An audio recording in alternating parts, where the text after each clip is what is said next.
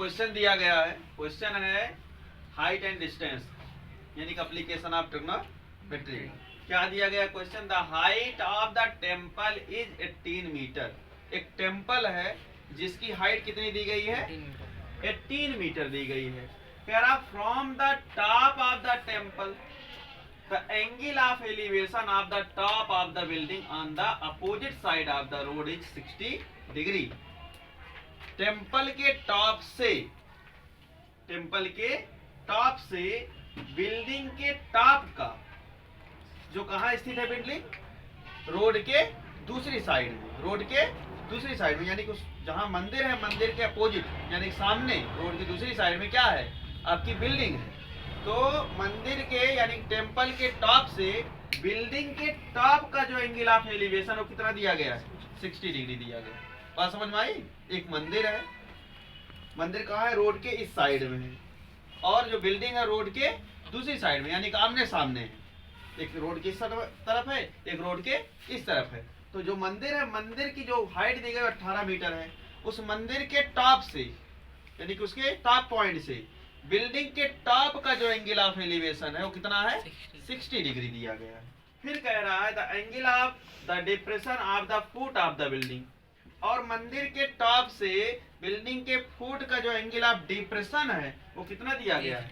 30 degree दिया गया है। अगर आप find the height of the building, हमको बिल्डिंग की क्या बतानी है? हाइट, क्योंकि टेम्पल की हाइट पहले से दी गई है। अब इसका फिगर बनाएंगे। पहले मान लेते हैं हमारा क्या है,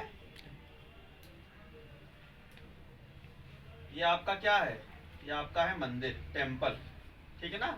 ये टेम्पल का क्या होगा? फुट होगा, और ये क्या होगा? उसका टॉप, ठीक है ना। इसकी हाइट दी गई, कितनी दी गई है? 18 मीटर, ठीक है ना। और दूसरी साइड में, रोड के दूसरी साइड में क्या है? एक बिल्डिंग है। ये क्या है? बिल्डिंग, ठीक है भैया। ये क्या है? बिल्डिंग। अब ये बिल्डिंग है, अगर ये आपकी बिल्डिंग है और ये आपका क्या है? टेम्पल, ठीक है ना। इस बिल्डिंग का टॉप ये है और फुट कहाँ है?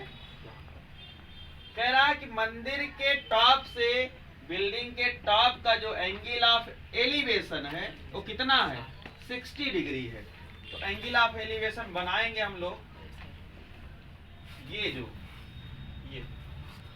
ये कितना है आपका? 60 डिग्री। ये कितना है? 60 डिग्री, ठीक है ना। मंदिर के यानी टेम्पल के टॉप से बिल्डिंग के टॉप का जो एंगल ऑफ एलिवेशन है वो कितना है? 60 डिग्री है। और कह रहा है कि इस टेम्पल के टॉप से बिल्डिंग के फुट का जो एंगल ऑफ डिप्रेशन है वो कितना दिया गया है? 30 डिग्री। तब कह रहा है कि इस बिल्डिंग की क्या बतानी है? हाइट बतानी है।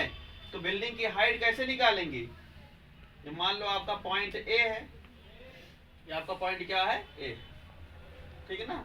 और ये पॉइंट आपका क्या है? बी है। इस पॉइंट को आपको मान लीजिए क्या है? ये सी। इधर कर लीजिए आप ए बी सी डी और ई। देखिए जो ईडी की लेंथ है, जो मंदिर की ऊंचाई कितनी है? 18 मीटर है। तो बी से सी की जो डिस्टेंस होगी, जो ऊंचाई होगी, कितनी होगी? वो 18 मीटर होगी। क्यों भैया? यही तो होगी। अगर हमको ये ए से सी की डिस्टेंस पता चल जाए, यानी कि सी से ए की ऊंचाई पता चल जाए, तो हमारी क्या आ जाएगी? पूरी बिल्डिंग की ऊंचाई आ जाएगी। हम पूरी बिल्डिंग की ऊंचाई को मान लेते हैं कैपिटल एच। क्या मान लेते हैं? Capital H. और सी से ए की जो ऊंचाई उसको मान लेते हैं स्मॉल एच, ठीक है ना। टेम्पल के फुट से बिल्डिंग के फुट की जो डिस्टेंस है उसको मान लेते हैं स्मॉल एक्स। अगर ये स्मॉल एक्स है तो ई से सी की जो डिस्टेंस होगी वो भी कितनी होगी? स्मॉल एक्स के बराबर। अब आप यहाँ देखेंगे तो आपके पास दो ट्रायंगल बन रहे हैं। एक ट्रायंगल ये बना आपका ए सी ई, और दूसरा ट्रायंगल कौन सा बन रहा है? जिससे हमको हाइट पता चलेगी, कौन सी? बी डी ई, ठीक है ना। तो अगर ये एंगल 30 डिग्री है तो क्या होगा? अल्टरनेट इंटीरियर एंगल से ये भी एंगल कितना हो जाएगा?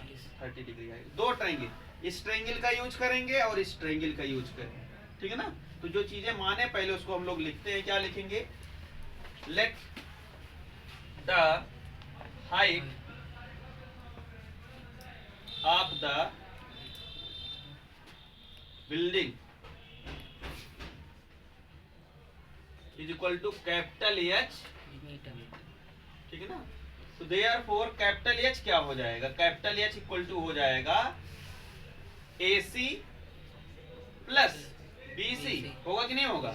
और AC की वैल्यू कितना माना गया है, स्मॉल एच माने हम लोग, और BC हमारा कितना हो जाएगा, BC हमारा DE के बराबर है, तो DE लिख देंगे, और यहाँ से आ जाएगा capital H equal to H plus DE कितना है 18 मीटर।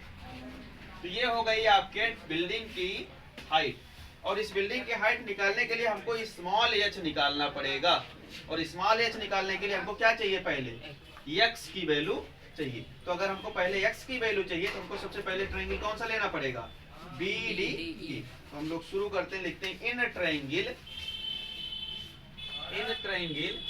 BDE क्या क्या मिल रहा है भैया, देखिए बेस मिल रहा है और इसकी हाइट मिल रही है, यानी कि परपेंडिकुलर अपॉन बेस। तो क्या लगने वाला यहाँ पर, tan थीटा बराबर perpendicular upon base. tan theta की वैल्यू कितनी है बेटा, 30 degree, is equal to perpendicular क्या है, DE है, और DE और बेस कितना है आपका BD ना।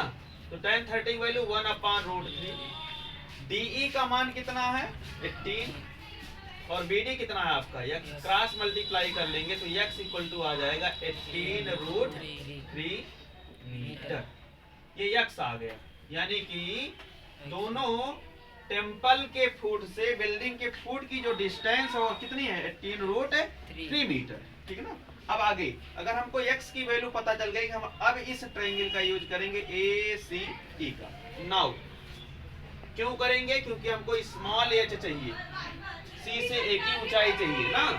तो नाउ इन ट्रायंगल ACE फिर से वही लगेगा परपेंडिकुलर अपॉन बेस, यानी tan theta is equal to क्या हो जाएगा, परपेंडिकुलर अपॉन बेस। तो tan थीटा यहाँ पर कितना होगा, 60 डिग्री, परपेंडिकुलर कितना होगा AC, और बेस कितना होगा CE, क्या होगा CE।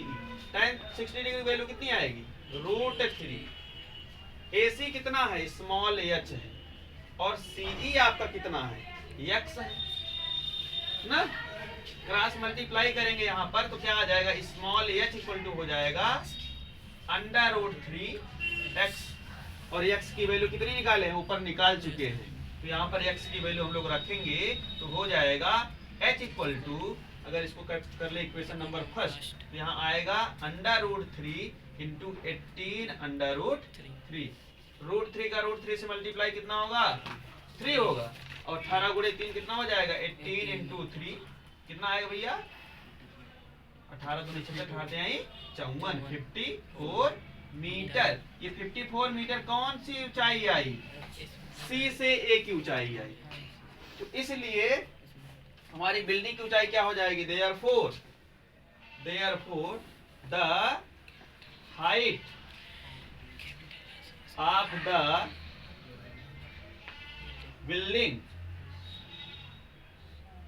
Capital H equal to हो जाएगा स्मॉल h प्लस 18, ऐड कर देंगे तो 54 प्लस 18 कितना आएगा भैया, h इक्वल टू 8 4 12 2 हाथ लगाए 5 1 6 1 7 मीटर, यानी कि जो हमारा बिल्डिंग है उसकी ऊंचाई कितनी है, 72 मीटर, ठीक है ना, समझ में आया।